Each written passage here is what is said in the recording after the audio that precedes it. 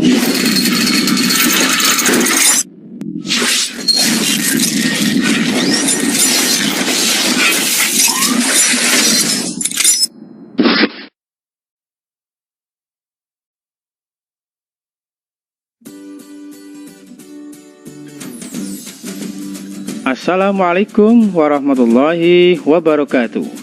Alhamdulillah, we can meet again in my video channel, Edi Munif Channel. Pada kesempatan ini, saya akan menjelaskan tentang tenses yang bagian kelima atau tenses part 5, yakni tentang simple past tense.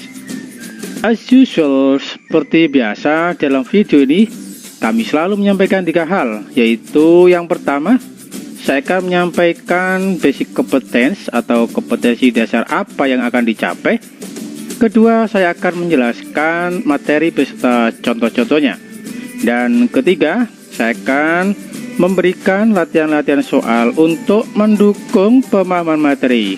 Oke, let's watch the following learning video. Agar channel kami ini bisa berkembang dengan baik, jangan lupa untuk di like atau klik gambar jempol. Klik juga subscribe supaya tidak ketinggalan video-video kami yang lainnya. Lalu klik juga tombol lonceng, oke? Basic competence atau kompetensi dasar apa yang hendak dicapai setelah mempelajari materi ini? At the end of this lesson, you will be able to apply the simple past tense in our past activities correctly. Pada akhir materi ini, kalian akan bisa menggunakan bentuk kalimat berupa simple past tense pada kegiatan kita di masa lampau dengan benar. Well, baiklah, pada penjelasan pertama ini, kita harus tahu definisinya apa itu simple past tense. What is simple past tense? Simple past tense is a simple sentence that is used to talk about an event that happened in the past and ended in the past in a specific time. Yaitu sebuah kalimat sederhana yang digunakan untuk membicarakan suatu kejadian yang terjadi di masa lampau dan berakhir pula pada masa lampau dalam waktu yang spesifik. Penjelasan selanjutnya adalah tentang bentuk pola dalam kalimat atau sentence patterns. As we know, bahwa bentuk kalimat itu ada 2, yaitu kalimat nonverbal atau nominal dan kalimat verbal. Alright, baiklah, mari kita jelaskan satu persatu. Kalimat pertama berupa kalimat nonverbal, yaitu kalimat yang tidak memerlukan verb atau kata kerja, tapi bisa berupa adjektif atau kata sifat, bisa noun atau kata benda, dan bisa berupa adverb atau kata keterangan.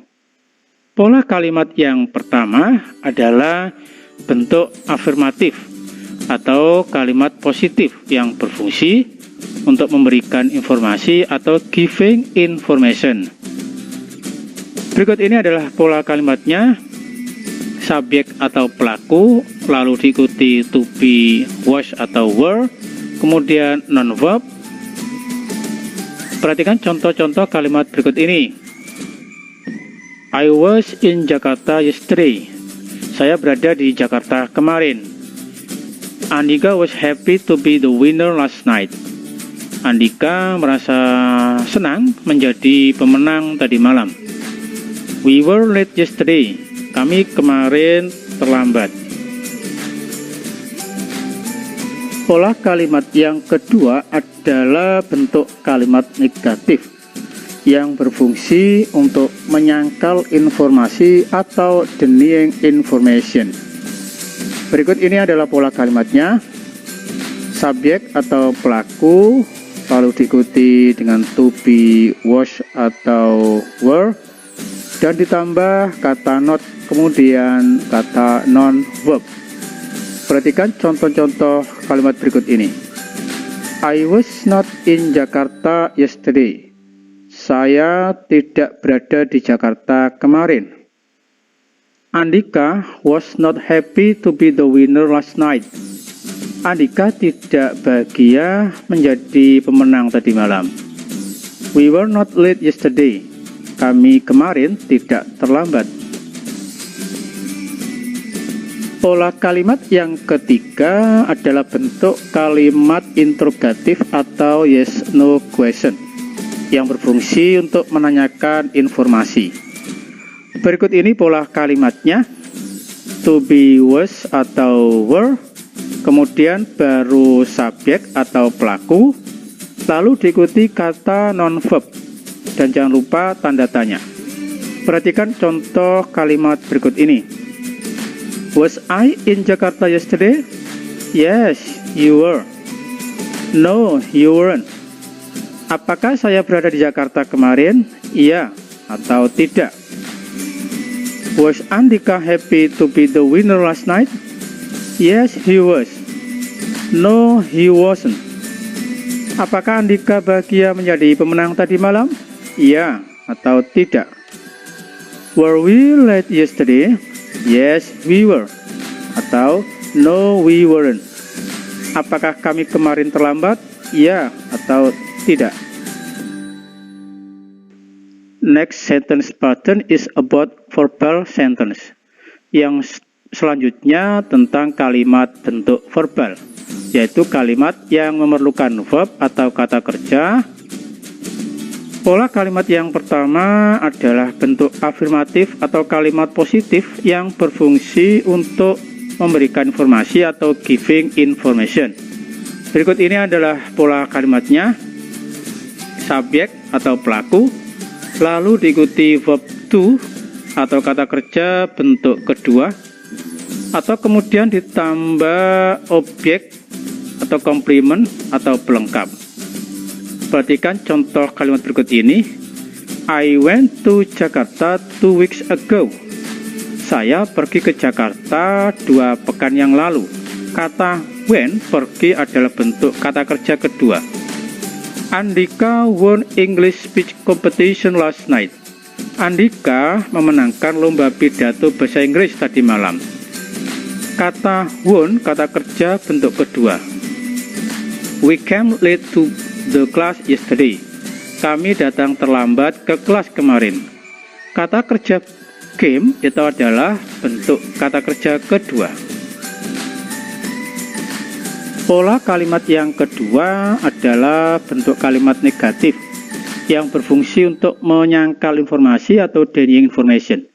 Berikut ini adalah pola kalimatnya: subjek atau pelaku, lalu diikuti auxiliary verb berupa kata did, lalu ditambah kata not, kemudian ditambah verb one atau kata kerja bentuk pertama, bukan verb to. Kemudian ditambah objek atau komplement atau pelengkap. Berikut ini contoh kalimatnya. I did not go to Jakarta 2 weeks ago. Saya tidak pergi ke Jakarta 2 pekan yang lalu. Kata go merupakan kata kerja bentuk pertama. Andika did not win English speech competition last night. Andika tidak memenangkan lomba pidato bahasa Inggris tadi malam. Kata win merupakan kata kerja bentuk pertama. We did not come late to the class yesterday. Kami tidak datang terlambat ke sekolah kemarin. Untuk kata come di sini adalah bentuk kata kerja pertama.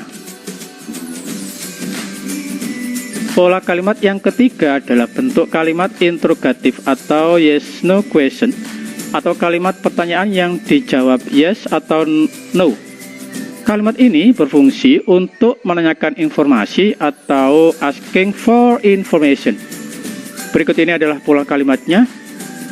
Auxiliary verb bentuk kata kerja bantu, kata did, lalu ditambah subjek atau pelaku, kemudian ditambah verb one atau kata kerja bentuk pertama, kemudian ditambah objek atau komplement atau pelengkap, dan jangan lupa ditambah tanda tanya.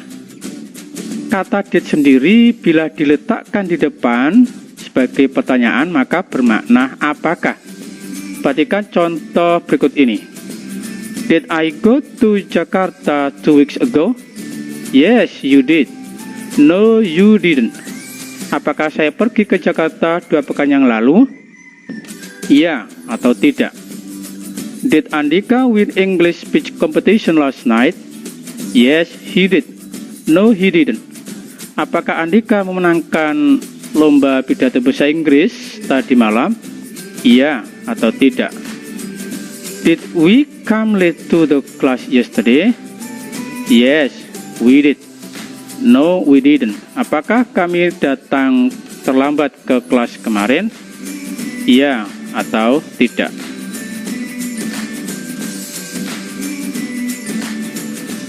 Next explanation is about adverb of time or time signals atau keterangan waktu yang digunakan di dalam simple past tense. Di antaranya yesterday, kemarin, last, yang lalu, last year, tahun lalu, last night, tadi malam, ago, yang lalu, 2 weeks ago, 2 pekan lalu, this morning, pagi ini. Now please pay attention to this explanation. Silakan perhatikan penjelasan berikut ini. Subjek atau pelaku yang terdiri dari I saya, he dia laki-laki, she dia perempuan, dan it ini atau itu, atau dia benda, atau dia hewan, you kamu, they mereka, we kami atau kita. To be past-nya ada was dan were. Subjek I, he, she, dan it atau orang ketiga tunggal menggunakan to be was. Kemudian untuk subjek you, they, we atau orang ketiga jamak, to be-nya menggunakan were. Jadi untuk to be was digunakan untuk bentuk tunggal seperti kata my father, ayahku, Susanti, Ahmad, a book, sebuah buku, the tiger, harimau, etc. Sedangkan untuk to be were digunakan untuk bentuk jamak atau lebih dari satu. Seperti kata the students, para siswa, Anton and Andi, 3 lions, 3 singa, you and I, kamu dan saya, my parents, orang tuaku, etc. Sedangkan untuk auxiliary verb berupa did dipakai untuk semua subjek tanpa terkecuali.